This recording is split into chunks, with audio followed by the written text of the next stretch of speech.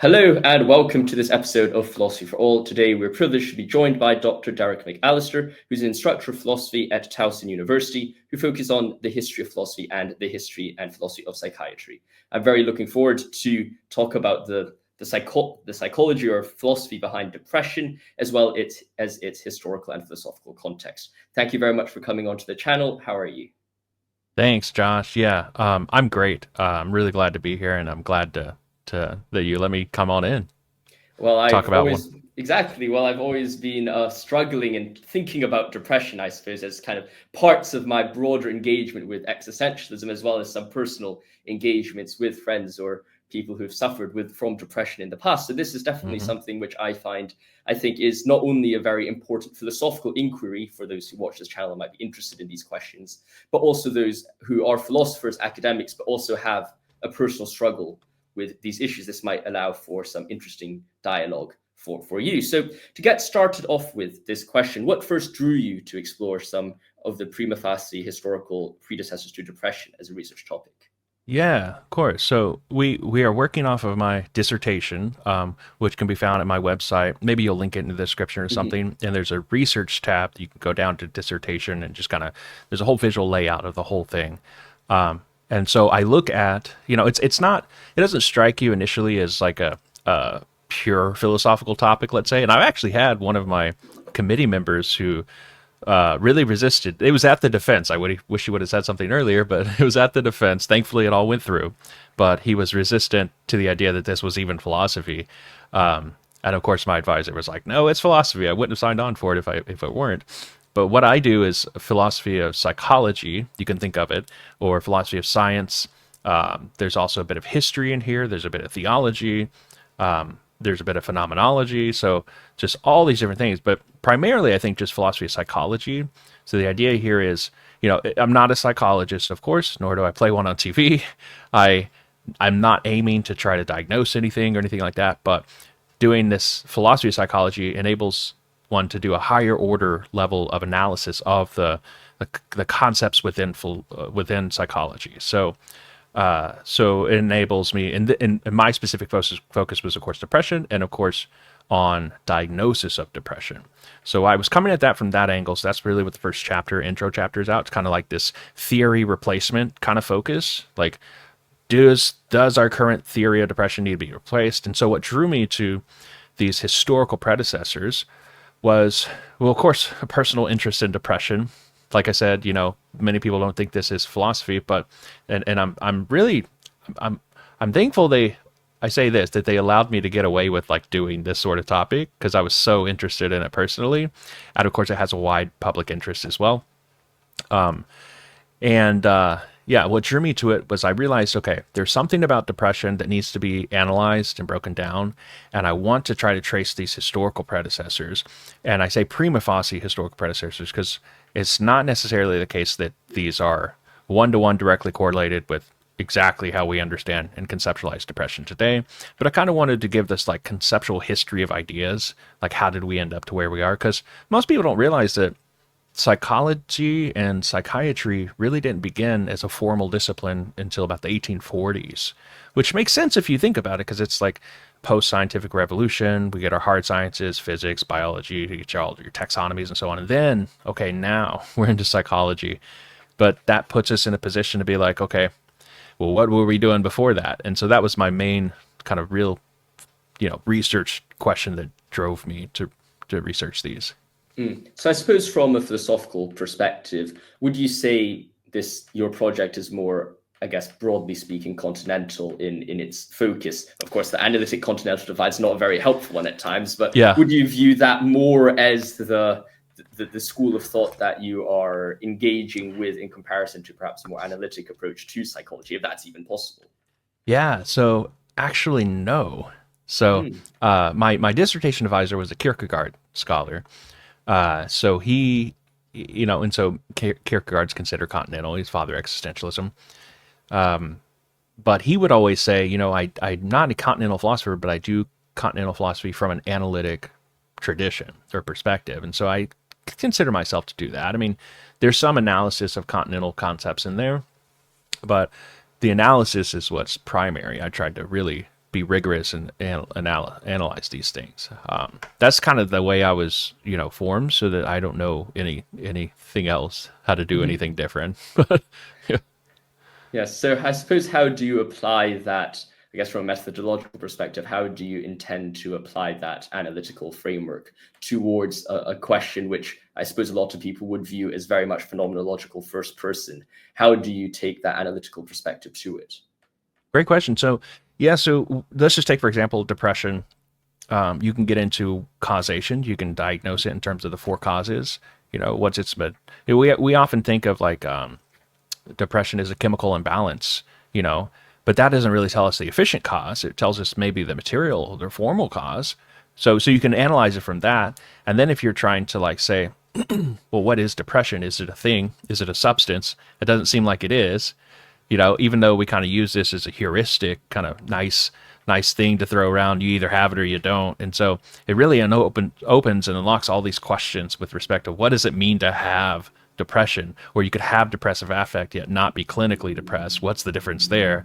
And so just a sneak peek, I kind of, now having thought about this more, I'm not as explicit about this in the dissertation, but I think of it, no, I think I am actually. I think of it less of a substance and more of a disordering, which totally makes sense since it's a psychological disorder. So it's a reclaiming of that language.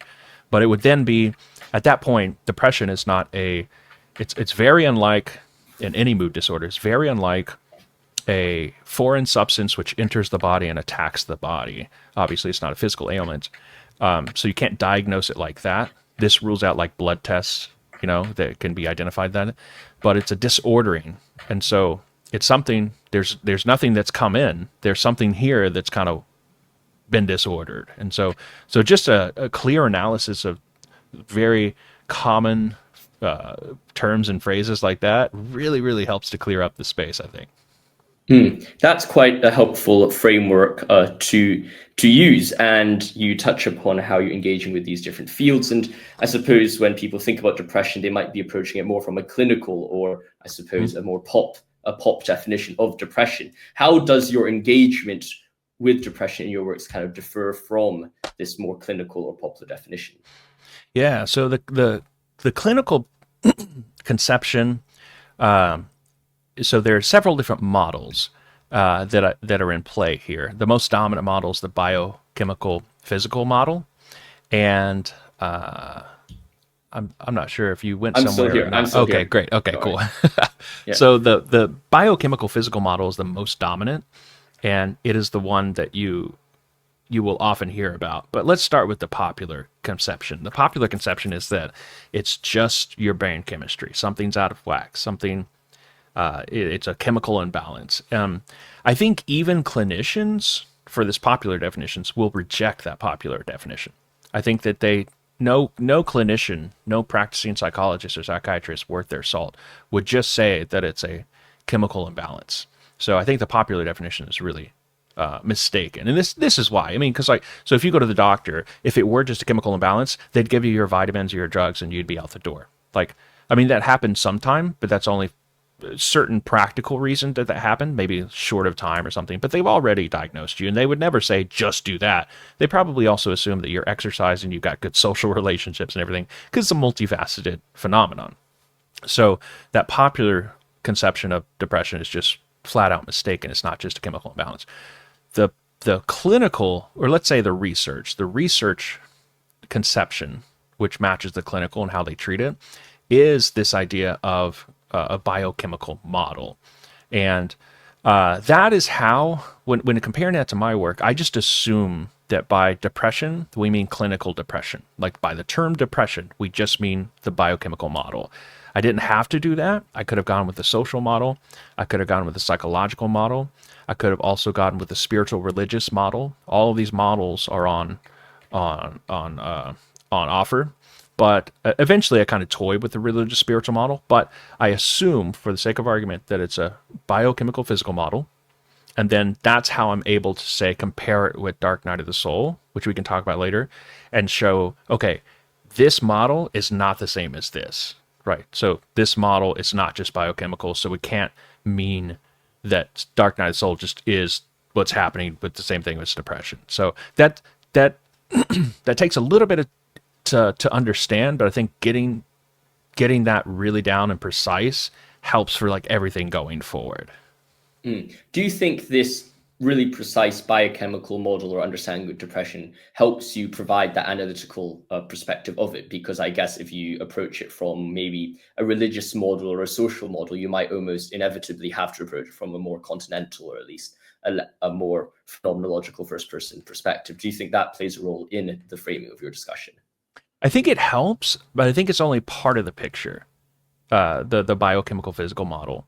I mean, like just in analyze it in the four causes. I mean, you don't get the efficient cause, and the DSM, the Diagnostic Statistical Manual, that's used. I think the CDC uses something. So DSM is more used in the States, and it may be used elsewhere, but the CDC uses some other diagnostic manual or something, and sorry, the WHO uses a different diagnostical manual.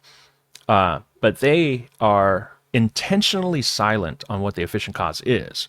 All that the DSM seeks to identify is that depression is present. They don't care how it got there.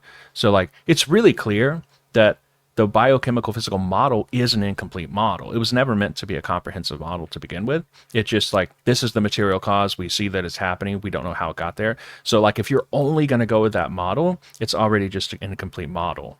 So I think starting there is really, really helpful because it helps to lay out the land. It helps you to have a good starting place. And I think it is very precise, but I think it's also very incomplete.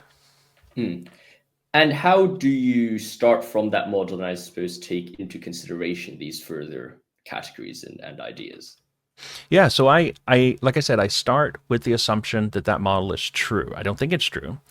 Well, let's say I don't think it's complete. Let's say I start with the assumption that that model is true, and then that enables me to contrast it with other concepts. So let's take the concept of acedia, for example, or acedia, if you like, the deadly sin of sloth. So the deadly sin of sloth, in its very origins with the Desert Fathers, from the very, very beginning, they conceptualized it not as a merely psychological phenomenon, although Evagrius of Pontus, he'll now be considered by some to be the father of psychology, but he wasn't merely doing psychology. They conceptualized it as this irreducible spiritual phenomenon that was oppressive, like on the soul, and so many people would just say, "Oh, well, he was just talking about psychological things," but I think that's doing a disservice and an injustice to the original authors to do that. And to get back to my methodology earlier, why I track these down, like I assume that what they are telling me in the historical authors are telling me, I take it at face value. I don't try to like read in and do this eisegesis into the text. I just assume that they know what they're talking about. Because I think otherwise it would be to do what C.S. Lewis calls chronological snobbery and just assume that they didn't have any idea. They're just primitive idiot people. So I start from there. So if I've already assumed a biochemical account, and the biochemical account says things like it's inherited, but in Acadia, hey, that's a deadly sin. That's not inherited. Well, you can get into original sin, but like that is something that is I'm culpable for, right? The depression, if it's inheritable, I'm not culpable for that, not morally speaking. It's just a part of my genetics or something. I inherited it. But a sin is something that I am culpable for. So like you start to see these contrasts in the conceptions of these things. So it helps for that precision, if that makes sense. That's quite helpful, and it's great you raise this example of Acadia. Can you walk us through some of these pre-modern concepts that you explore in your dissertation? Because there's a few of these concepts. So can you give us a brief overview of what these are? Of course. So I run through 5 total in dissertation. I guess there was no rhyme or reason that I picked exactly 5 and why these 5. I think some of them just really leaped out at me, the ones that I knew I needed to tangle with, and one of them was Acadia. That's the first one that I engaged with, this deadly sin of sloth. And I think probably also what I took my lead from was realizing that there's a lot of authors, modern day authors, who think that these things are depression. I think that's probably part of what guided me in choosing the things I did. So Acadia, often confused for depression. So I needed to untangle that from it. And then the following chapter is on tristitia, or just sorrow. It's just an emotion. But I look at Aquinas for this, and he has not a species of sorrow, but a mode of sorrow, like the way in which sorrow can manifest.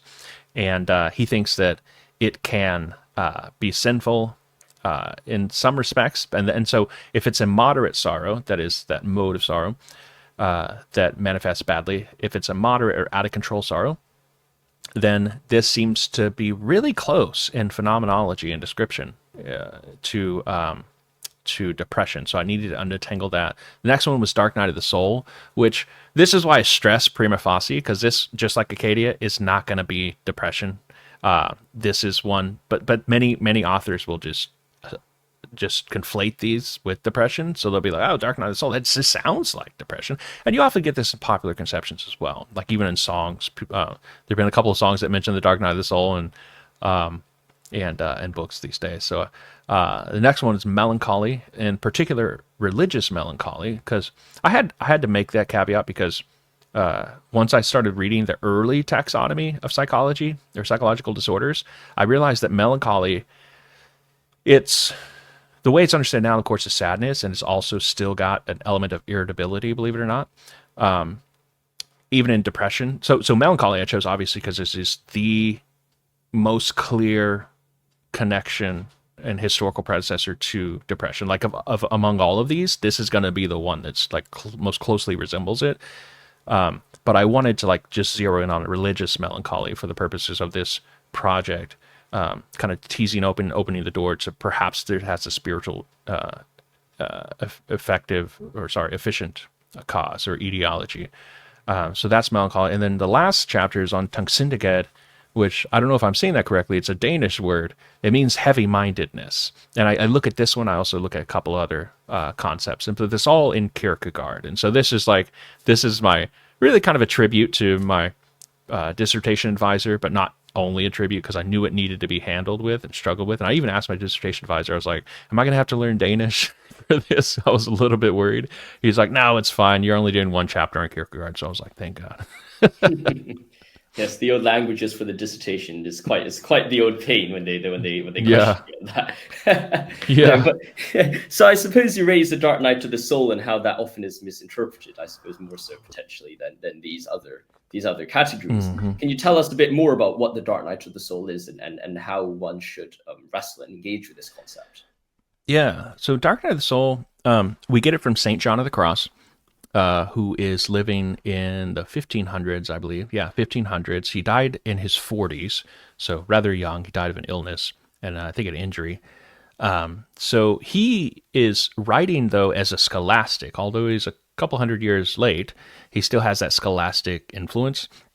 And but also he's well known. Like if you're a Spanish speaker, you've probably and gone to school in Spanish, you've probably read some of his poetry in high school because he's just that beautiful with the language. He's like up there with Cervantes. It's like one of the premier language users and poets, just like our Shakespeare in English.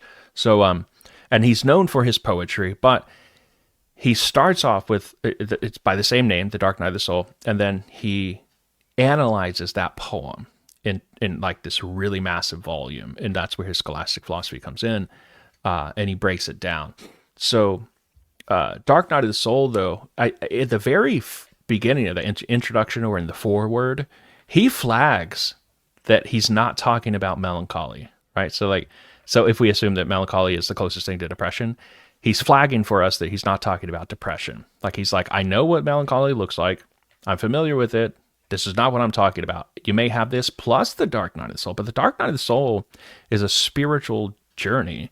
In fact, the Dark Night of the Soul, it's called a night, but it really is a path on a mountain. The mountain up scaling the mount, the path to Mount Carmel, where at the summit of Mount Carmel you find God and union with God. So this gets into even some more. It's interesting because it's like a scholastic rigor, but then it's also like a existential, phenomenon. The phenomenology of this, like the union with God, and he analyzes really analytically. It's a brilliant mind, and like we don't give him enough credit, but there's a reason why he's a doctor of the church. And Yeah, so he says the dark night of the soul, it's not melancholy. It is a first of all primarily a purging experience. Like you're being purgated in that first night. He splits it into two nights really. So the first night is the one of purgation of the senses. The second one is a purgation of the spirit. And then all of that prepares you for union with God. And that can feel, phenomenologically, it can feel like depression. Because if I'm being purged of my senses, what does he mean? Like I'm going to go blind? No. He means like purged of the senses of consolation of the felt presence of God. So I no longer feel like God's present. Like he is still present, but I don't feel it. And so that can be incredibly, you know, devastating for someone who's not prepared for it. You don't know when this is going to happen.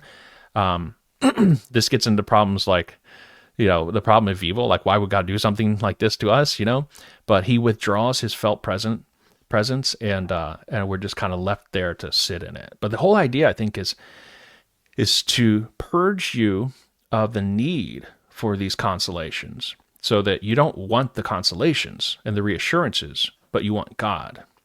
And so, and this has the effect of making you more holy. Now, again, like symptomology, it can feel like depression, but the purpose of them, the telos, is completely different. Like depression, if it has a telos, it's going to be something, I don't know, bad. You know, there's nothing in depression, since it's a disorder.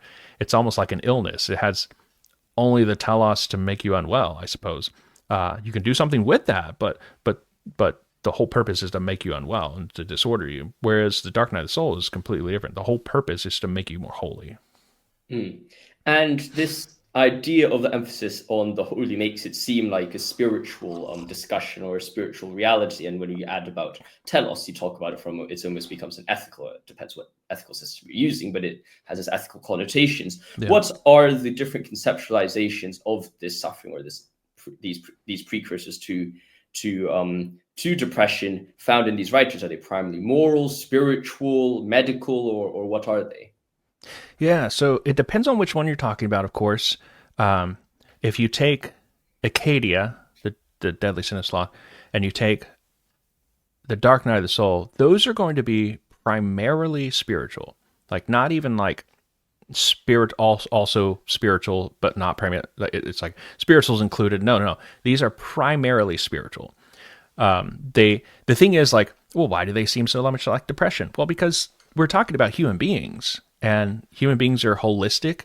And when you bump and move and change one part of a human, it's going to move the other parts of a human. So if you have some ailment, spiritually speaking, it's going to frustrate and move and, you know, disorder other parts of you. So this will have Acadia and Dark Night of the Soul, especially with Acadia, but let's say it can have very vivid psychological and emotional and physical manifestations, but it's primarily a spiritual ailment or experience in the case of Dark Night of the Soul. The melancholy, like I said, is closest to depression, so it is going to be conceptualized the most medically, but again, since it's a bit older, it's not on the same model of psychology. This actually, melancholy, although it's the most recent one, like we were talking about melancholy up, like I say, to the 1800s, but it is, the origins of it is in humor's theory. Are you familiar with the humor's theory? Like I'm not significantly familiar with them. Yeah, like sanguine humor, can you tell us a bit more about that? Yeah, so you got the humor's theory. You've got sanguine. You've got let's see what the humors were. Okay, you got choleric, you got sanguine, you've got phlegmatic, and you've got melancholy. So just the four humors. And this is really ancient. It goes back to the ancient Egypt. It goes back to ancient Greek and Roman. I think Galen was probably the originator in the West with this concept, but it probably goes back to ancient Egypt. But the idea here is melancholy is one of those ancient humors. It's one of the four. And it literally means, melancholy means black bile in Greek. So they thought that your bile was, you know, turning a black color. And so it was their attempt at being medical about it. It's just they were using like a now debunked, you know, medical theory. Something like the caloric theory of heat or something. Yeah, so it's just not, or sorry, not the caloric theory, but yeah. See, I don't know my physical science all that well, but it was one. Another one would be like miasmatic theory, miasma. So there's a theory in medicine instead of germ theory, which we now are working off of. The prior one that one replaced was miasma theory, which literally just means bad air. They thought that the air was bad. So now the fascinating thing, sorry, I'll just explain this a little bit more, like why these theories matter, why these concepts matter. If you're working on a certain model of medicine. So miasma theory, bad air. So we're all familiar with like the plague doctor, you know, the guy with the bird beak, the mask, and you've got the staff and all that, and he's got the long cloak, and he looks like something out of a horror movie, or it looks something really clever, or steampunk or something. That image came out of the Black Death, of course, and then later on, it was based on the miasma theory, the idea that there's bad air in the air. It wasn't based on the germ theory. So they weren't working off germ. But interestingly, practically speaking, it was successful in preventing against germs, because if you're preventing against bad air, you're preventing against germs. Like, I have this mask on, I'm preventing against bad air, right?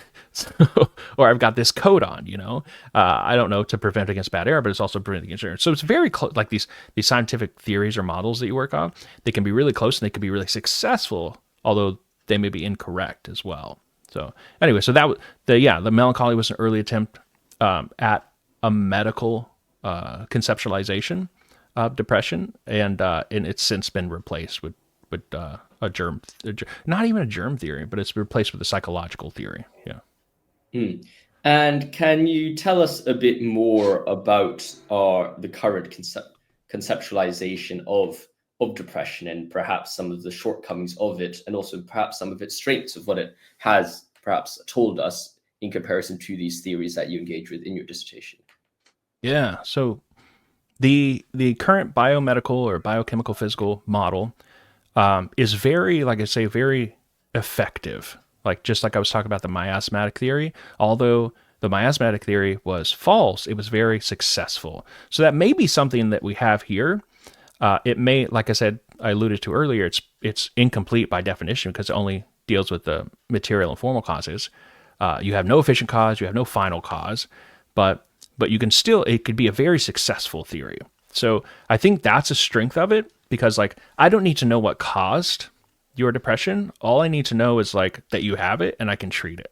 So as long as I can diagnose it and identify it, that's treatable.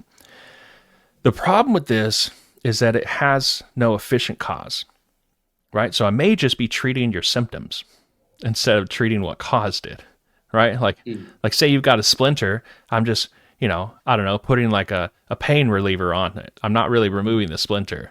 That's not very helpful to you. It would be ideal if we could get in there and remove the cause. So perhaps that's what something like CEBT therapy aims to do and discover. But again, that's a more psychological model. It's not just a biochemical model. So I also think that there could be, like I kind of start to open the door and tease this in there, the idea that there could be this religious or spiritual etiology or etiology, that's efficient cause, and that what could be happening in a case of depression, suppose you go and you get your medicine to cover the symptoms, but like, obviously you want to know the cause. It could be that the cause is something deeply religious, deeply spiritual. It could also be the case that instead of depression, something that's, clinical, psychological purely or mainly, it could be the case that you are actually ailing from one of these other, these other predecessors. So you could be having acadia, in other words. Like, it could be. So the reason why that's important is because now you're masking something. Let's say you do have acadia. You're masking something that is like you're spiritually, morally culpable for. That's not good. You're just putting a Band-Aid on something that like you actually need to change.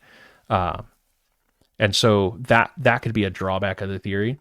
And also there's no telos, there's no final cause with respect to the biomedical model or the biochemical physical model.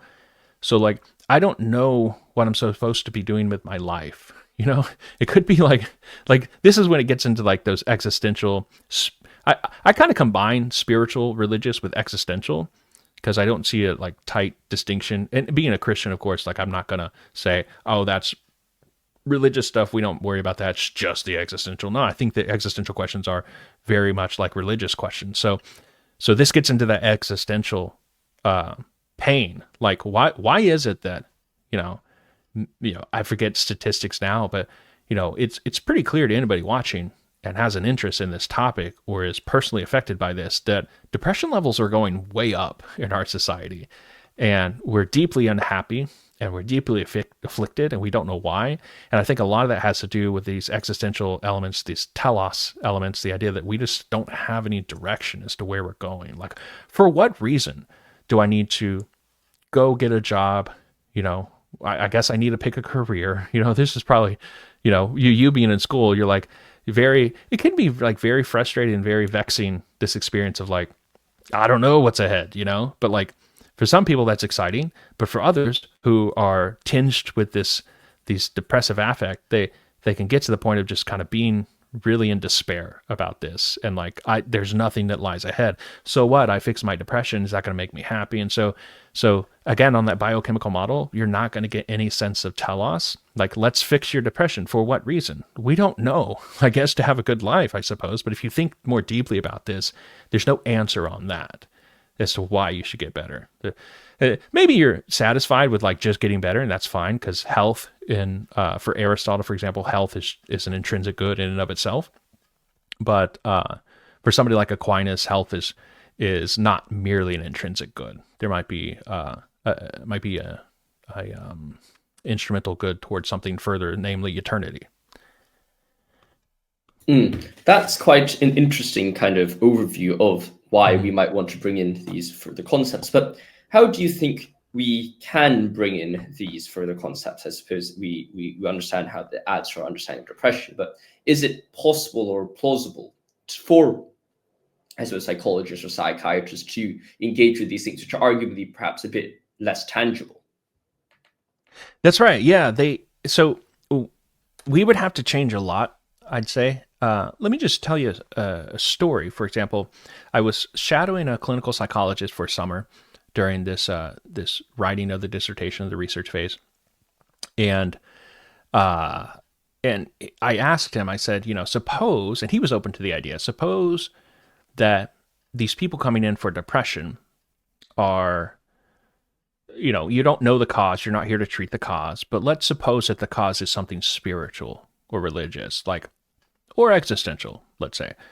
What would you do then, right? Because you're only going to treat the symptoms and they're going to be right back out the door. Like, is that enough? Like, what would you do? Like, as a caregiver, do no harm and do good. What would you do? And he said, I would send them to my uncle. And I was like, hold on, wait, tell me more.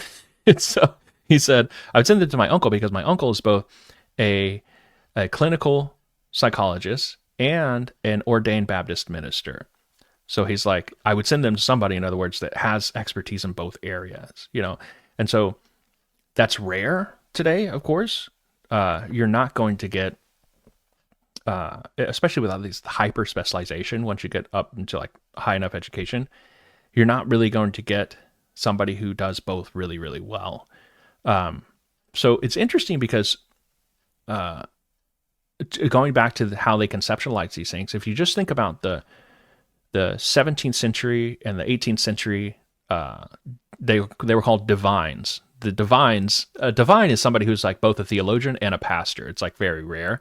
But anyway, so these divines from the 17th and 18th centuries, they were all in unanimous agreement. They realized that melancholy, religious melancholy, was something physical, but sometimes it could be something spiritually caused.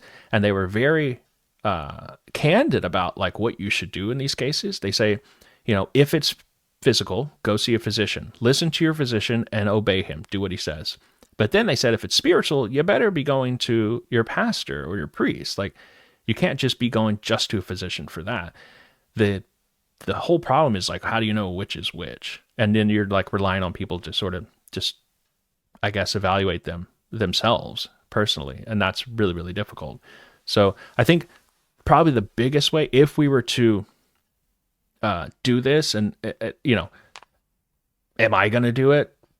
Probably not. I mean, unless you start a whole campaign about this, you would have to change a lot of hearts and minds and realize, okay, what we're doing is not working. I think we're to that point that what we're doing is not working, but you would also have to break down these barriers of naturalism and materialism and help people understand there might be the possibility of there might be this spiritual world out there, or at least, put it in existential terms. Like we're already doing this with counseling. So why not, so I think that's probably a good model, a good way to go. This idea that we can combine medicine with counseling. I think that's a nice harmony. And it might be leaving out certain things like Dark Night of the Soul and Acadia, something that might be culpable for as in Acadia, or something that might be religious, spiritual experiences making you holier. That's being left out unless you go to like Christian counseling specifically. But even then, I think a lot of therapists and caregivers aren't really attuned to these issues. So it's really about making people aware that these are possibilities that are out there. And I think you could probably do that with some training. Just that would be the easiest thing to do. Yeah. And I suppose there's two sides of this, right? There's the person who you go to for advice, or the psychologist or psychiatrist that you're engaging with. They might be well trained in this. However, there also is the perspective of, well, the average person feels depressed, they feel down, or they feel struggle. They struggle to engage with this complex wave, and it's kind of difficult to expect them to have access to this knowledge. So what do you think are some of the ways, apart from, I guess, informing those who do have to get the education to reconceptualize their whole field?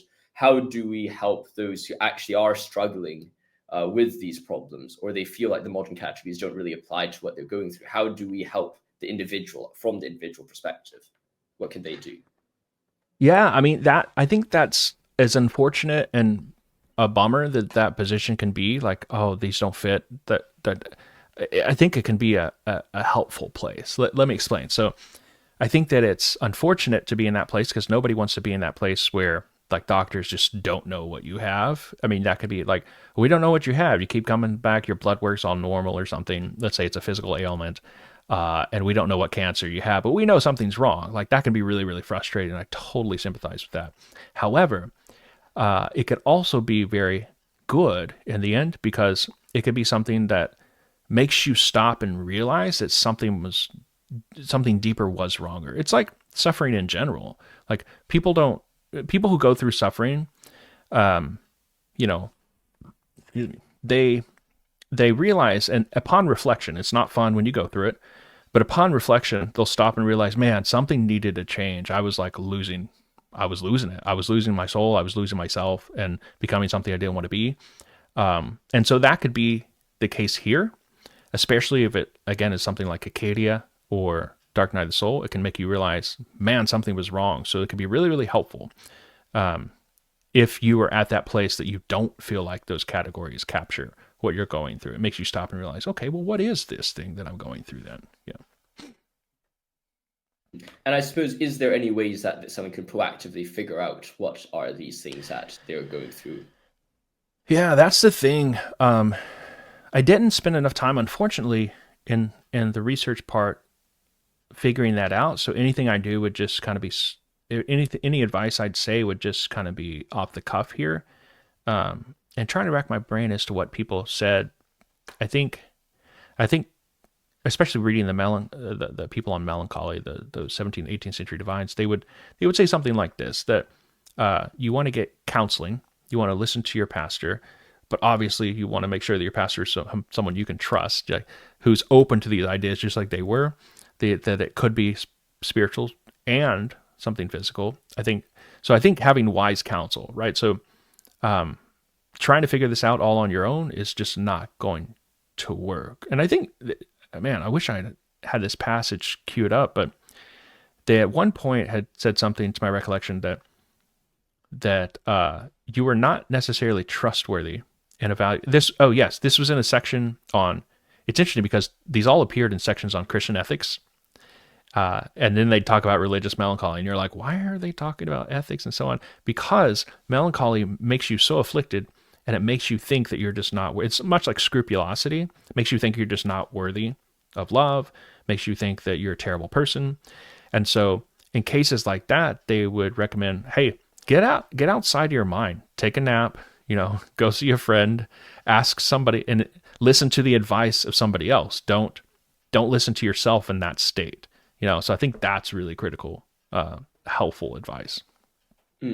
And you talk about this spiritual texture of depression. How can pastors and caregivers better recognize this spiritual dimension? And what are some of the causes, perhaps, for people not recognizing this spiritual dimension enough?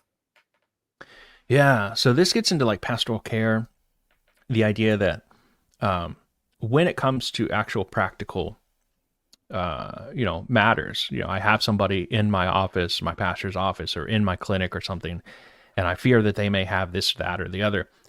I think it comes with both being informed, and it comes with practice, just like with anything else. So, and especially given the really variable nature of how this is going to manifest. I mean, sure, there are things that are very common, perhaps across all people who have, say, religious melancholy, let's say, or Acadia. There'd be things that are very common across all of them. Let's take, for example, Acadia. One thing that would be common across all examples of all cases of Acadia would be the deep aversion. Like it's an aversion to something.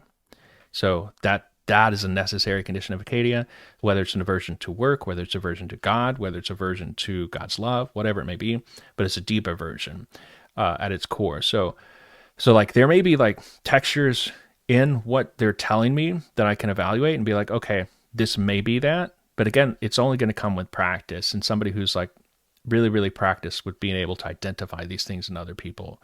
And at the end of the day, I think that, like I said earlier, the biochemical model is just going to be so incomplete that you're going to have to use another model necessarily. Because even if it is biochemical physical, the human being is not just biochemical physical, right? This gets into like Christian anthropology, and the what it means to be a human being. Unless you're just like a real staunch naturalist and materialist, the human being is just not a biochemical physical substance at all. So not completely. So if you come into my office and you're telling me things, sure, I can give these things, but I'm not, my ears need to be attuned to the possibility of these other things. And I think that just comes with practice. And I suppose tying to this idea of the spiritual dimension, one of the things that you draw together, I guess, is existential and religious categories. How well do you think those can be analyzed together, in so much as, of course, Kierkegaard, he's religious to what extent someone wants to read Kierkegaard as spiritual and metaphysical is a different thing, but I guess he's a religious writer, and you can see clear draws between an existential writer with their religious beliefs, same with someone like Dostoevsky, perhaps. But at the same time, a lot of existentialism, you could argue, is done under a very naturalistic or humanistic lens without that religious framework. Yeah. So in that sense, does it make sense to view existentialism alongside the religious category, or given its growing, I suppose not growing, but its pre-established secular roots, is it better to separate those two together, at least for those situations in which someone might be taking Sartre or Heidegger, who are existentialists without that supernatural divide? Would it be better to, I suppose, have more categories in that framework? Yeah. So this may get into the weeds on this, and I'm totally okay with doing that. I'm just noting it and flagging it.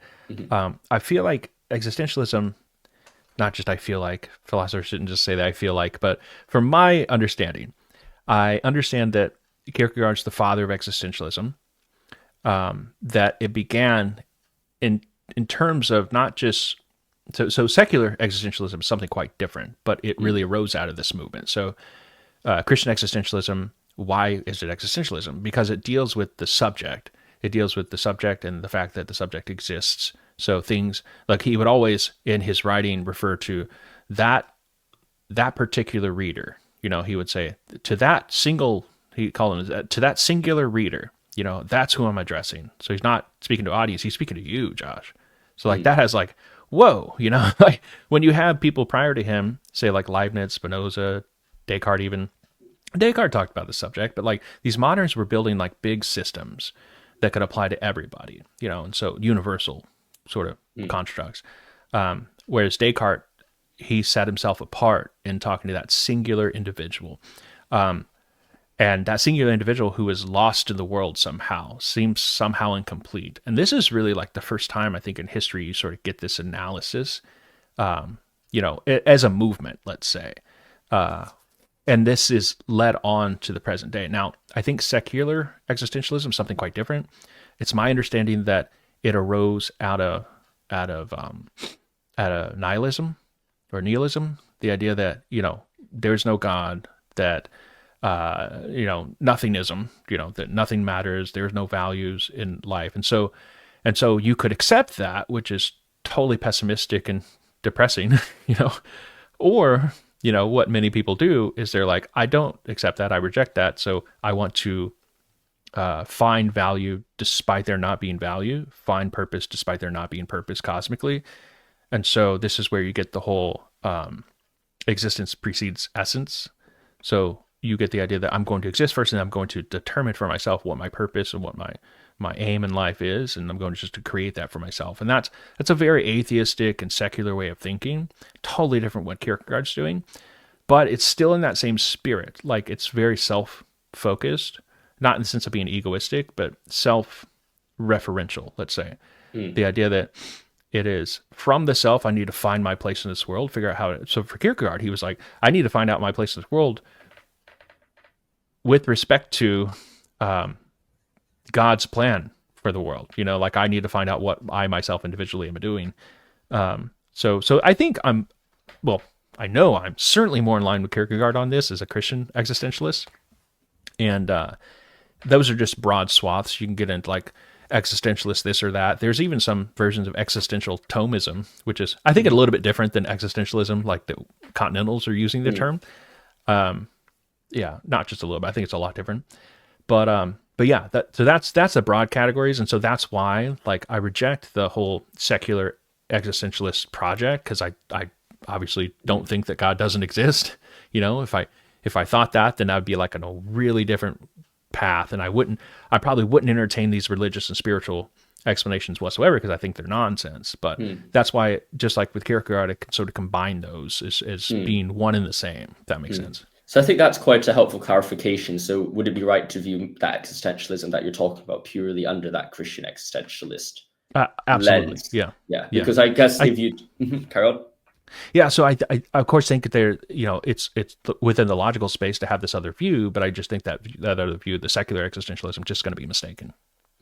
Yes. Well, I suppose there is this question about the spiritual, and in line with that secular view, it's still individualistic focused, but it would be individual but not spiritual, and thus devoid of, I guess, that spiritual connotations.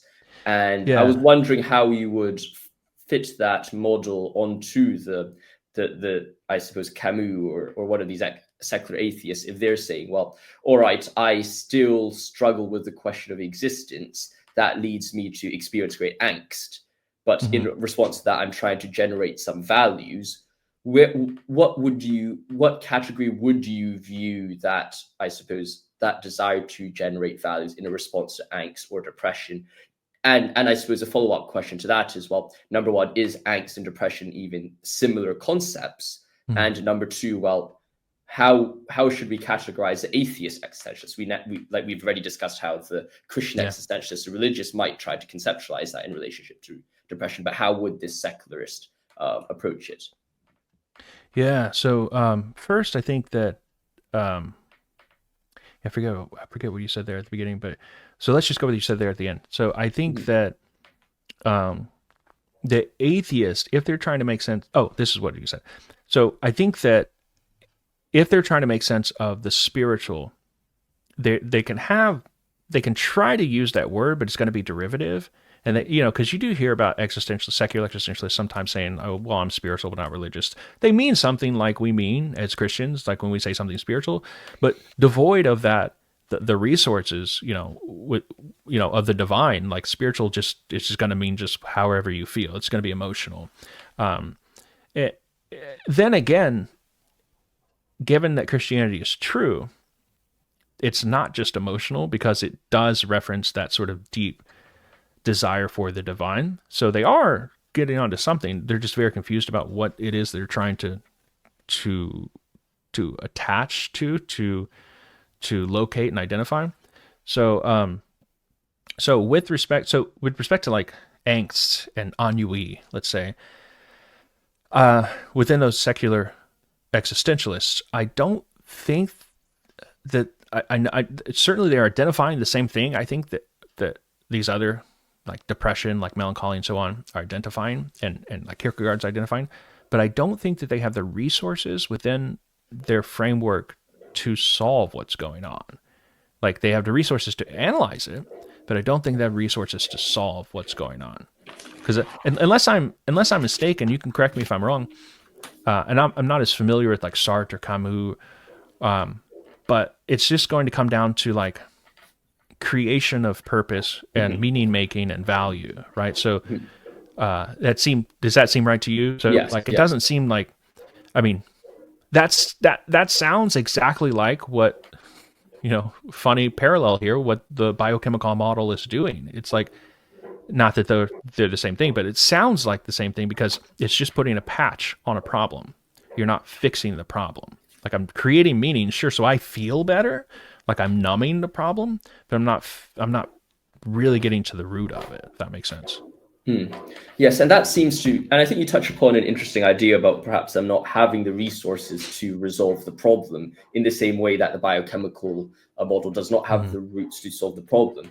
In some ways, do you think this is a way in which, I guess, the spiritual becomes, or at least the religious becomes, a more significant or robust theory, in which there are ways, this might sound controversial to the secular viewer, but there are some things or some recourses which religion allows the individual to have, which simply just is inaccessible to the non-religious, and that these are not just small tools which may or may not have a very big impact on the bigger picture, but these are some very, very big things that are being missed out upon if we don't look at it from a religious perspective. Do you think that's the right kind of identification of the landscape?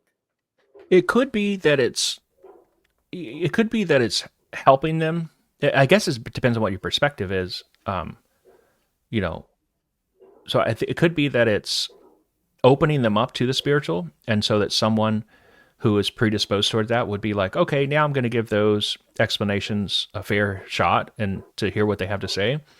Or it could just be like now I'm been pre-programmed and formed in such a way that I all I want to do is mask my problems, And so, yeah, the biochemical model, then that seems right to me, because that's what I do in the existentialism. I know that's probably not a complete and fair evaluation of secular existentialism, but I don't see, so, but not getting too deep into it, you would have to get deeper into analyze it. But that parallel just jumps out at me. This sort of, I'm masking problems and not really getting at the root. And maybe the secular existentialist wants to just say that's all you can do. And so, but I don't think that that's all you can do. Yeah. That is quite fascinating, and I suppose we've gone down a bit of the tangent with this existentialist, but I think it does help understand, I suppose, some of the frameworks of depression. And now, as I'm slowly wrapping up on this interview, I was wondering, what implications do you think depression has on some discussions in religious philosophy, like the problem of evil and theodicy? Because I suppose depression and evil and suffering go hand in hand. How does one take that picture of evil or depression and apply that to theodicy, to the problem of evil? But also, how does one take or use the resources of theodicy perhaps to address perhaps some of the religious and psychological implications of depression? So I think it's worth saying that if you are working on strict biochemical model, and you're a naturalist on the view on which there is no God, it's just nature, the natural world that exists, then there is no problem of suffering for you. There is no problem of evil. It just it has no effect. Again, it's inherited. No one is to blame. No one's culpable, and it's just something that happens. And I think there might be some resources there to say that's a deeply unsatisfying predicament I find myself in. There has to be something, that explains the suffering of what I'm going through. And I think perhaps this might be a door to other explanations other than naturalism on this. Yeah, so the problem of evil is really only a special problem for the theist, specifically the Christian theists like myself. And a good omnibenevolent God who's all powerful could do away with these things. And yeah, so on certain conceptions of depression, it's going to have, I think, more vivid ramifications than others. So on depression, I don't think that you need a very special, so a biochemical model of depression, I don't think you need a particularly special explanation as to why someone is going through this, because again, it's just inheritable, part of your biology. It would get into, you would need some explanation, but nothing that's more special or greater than, say, I don't know why I have a bad back. Should I blame God for that? You know what I mean? It's just kind of the roll of the dice in that case. So nothing that's any particular special. There are certain types of the dark night of the soul, however, that are, I think, do require a special response for the problem of evil. And this is not something that we've talked about yet, but I think rather than just two forms of the dark night of the soul, you have the dark night of the senses, dark night of the spirit. I think there's a third one, and I elaborate on this in my dissertation. I think someone like Mother Teresa is someone who went through that third one. So let me briefly explain. So the first two nights, like I mentioned earlier, they're all about purgation and becoming holier. The third night, and St. John of the Cross does hint at a third night, and it's really unpacked, I think, by Father Reginald Garrigou-Lagrange, who really does this. I think it's in I think that Three Lives of the Interior or something like that. But the third night is something that's not necessarily purgative, but it is reparative. That is, my suffering is not for myself, that I'm being purged of this. And again, it's like just for suffering for the purpose of making me holy. So it's really a good thing that I'm going through that, although it hurts. So it's not just that I'm suffering, but I'm suffering on behalf of others. That's that reparative third night. And I think a situation like that requires a far greater and more special response to the problem of evil. And I've really not worked this out, but it seems right to me that it might be fair to say, God, well, I mean, if you're going to have me suffer for something I've done, that makes sense. But having me suffer for like other people, but this gets in, of course, like I think a good response would be something like, well, that's what it means to love God and to be like God who does love and loves everybody, not just oneself. And so again, that forming in holiness. But yeah, it's not something I've worked out, but you see the difference there. All that to say is that there are going to be different responses to the problem of evil, depending on what conception of depression, or I like to put it in terms of depressive affect. What conception of depressive affect you're identifying, there are going to be different problems, responses to the problem of evil. That sounds quite good. And I suppose tying back to the very earlier question about the analytic and continental divide, one of the ways in which we approach it from an analytic perspective is it's very much top down. We look at the problem, we analyze it from the top down. Is there any ways in which, since depression is such, I suppose, is a top down, but also a personal thing, how does one balance those two in their research? How does one try to account for the experience of the individual, which may, although in 99% of the case may apply to most people, might just not apply to that individual soul? How do we come to an understanding of that individual suffering? Can we try to fit it within that top-down framework, or should we allow for anomalies isn't really the right way to put it, but how should we allow for these individual experiences? Yeah, good. So are you meaning by top-down this idea that you have kind of like a blanket explanation of suffering, and Or at This is least a just broad model, I suppose, yeah. to say, Okay. well, this is like the biochemical one.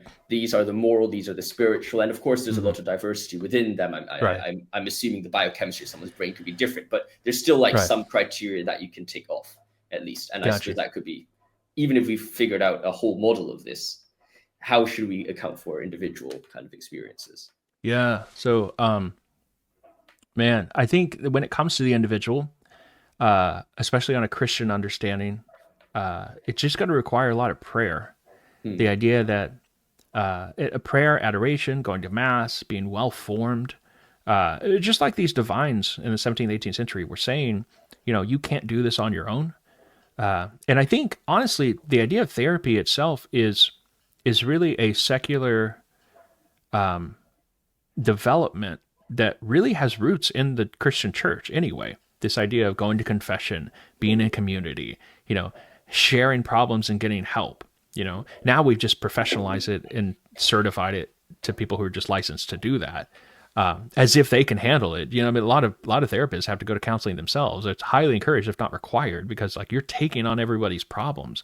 Same way that priests, when they hear confessions, they go to confession after and they do penance for the confessions that they hear. So I think that would be the way to go. I mean, because anybody going through suffering, models and theories and explanations and theodicies, they're not really going to be deeply satisfying. You need somebody there to walk with you through it. And maybe somebody hearing that is like, well, that's the social model of depression. You need people around you. Yes, that's part of it. I mean, I think that's the comprehensive part. It's like you can't do this alone, so you're going to need some counsel.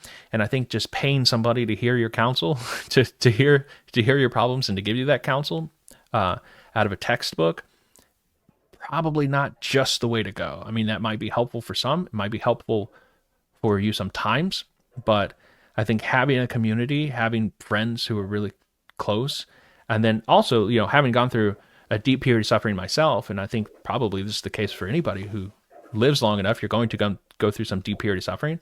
I realized that it was imprudent of me just to have just one friend that I always told, my problems to, because then they're like, man, all this guy talks about is, I mean, it was obvious that I needed to share it because it was really obvious it was a bad thing I was going through. But like, I seemed to be able to need to like balance out and rotate my suffering through people so I didn't overwhelm just one person. So you need close people, but you also need more than just one close person to be able to spread out that among them. Yeah. That sounds like a very interesting and important message and idea. Slowly wrapping up this video, is there any further, I suppose, ideas or things that someone should keep in mind when they're approaching the philosophy of depression? Yeah. So I've been thinking about this since I wrote this. I think it's more helpful to think about depression not in terms of this concept versus this concept versus this concept, which is what my approach was in the dissertation. I think it's much more precise to think about depression in terms of depressive affect. Like if you have depressive affect, I can say that you have it or not. If you have depression, well, I need a license to be able to diagnose that, and I need to check it against my manual and all that. And even though you may experience some symptoms, it may not be clinical or diagnosable. But I think what I can say about it is that depressive affect is present. Like you are feeling a certain way. And then if you get that down, all of these, that's something that they all share in common. All of these previous historical predecessors all at least have some element of depressive affect. They don't have all depression, but they all have depressive affect. So now we've got some degree of similarity between them. And then we can talk in terms of like, if we were making a pie chart, it could be like, okay, well, this part's clinical, this one, this version of depressive affect, if you have this degree or this vividness or extreme, when it becomes really, really bad, then it's this kind versus this kind and this kind. So I think that's probably in published material going forward. That's probably how I'll approach this. But of course, this was a necessary project to begin with in order to diagnose and analyze the concepts. That's quite helpful. And if someone wants to get into more of this philosophy or understand this field, where would you direct them, or where would you suggest them go? Yeah, so I can point you to my website, which I hope you link in the description, of course. I will But indeed. it's Derek-McAllister.com. But there's like 1,000 ways to spell Derek. There's 1,000 different ways to spell McAllister. So, so it's not exactly helpful. That's why it's good to see it written down. But you go there. I've got, like I said, the dissertation under the research tab. The dissertation is publicly available through a database, ProQuest, but you should be able, if you can't find it, just email me.